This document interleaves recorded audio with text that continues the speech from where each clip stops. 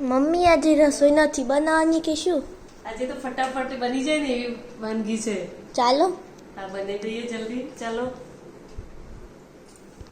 શું બનાવવાનું છે? આજે તો ફટાફટ અને બધાને ભાવે, નાના બાળકોને ને મોટાઓને ને બધાને મસ્ત એકલા પણ ખાઈ શકાય એવા મસ્ત ટેસ્ટી થેપલા બનાવીશું નવી પદ્ધતિથી. આપણે સરસ થોડોક આપણે ઘઉંનો લોટ લઈશું, જેટલું જરૂરિયાત હોય એટલો. એક વસ્તુ એ નાખવાની, થોડોક ચણાનો લોટ નાખવાનો, એનાથી એકદમ ટેસ્ટી થેપલા બનશે. ઉમેરી દઈશું. હવે મેથી પણ એમાં નાખવાની છે. પૂરી મેથી ઉમેરીશું જેથી ટેસ્ટ સારો લાગે. એટલા આમ મસરીને નાખવાનું જેથી ટેસ્ટ સારો લાગે. એમાં ધાણા જીરું નાખવાનું અને મરચાંની પેસ્ટ ઉમેરીશું. જરૂરિયાત પ્રમાણે મીઠું નાખીશું. આપણે હળદર નાખીશું.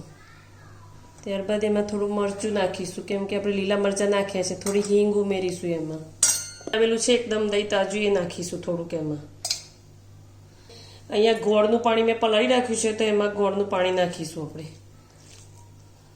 હવે આ બધા લોટને આપણે બાંધીને 5-10 મિનિટ રહેવા દઈશું, પછી થેપલા બનાવીશું.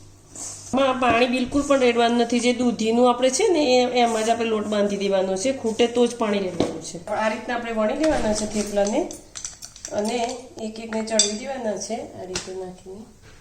આ થેપલા તમે દહીં સાથે, દૂધ સાથે, ચા સાથે અથવા તો અથાણા સાથે, કોઈ પણ સાથે તમે ખાશો તો એટલા ટેસ્ટી અને એટલા સરસ લાગવાના છે કે બધાને ભાવશે. તો આપ જરૂરથી આ રેસીપી ટ્રાય કરજો.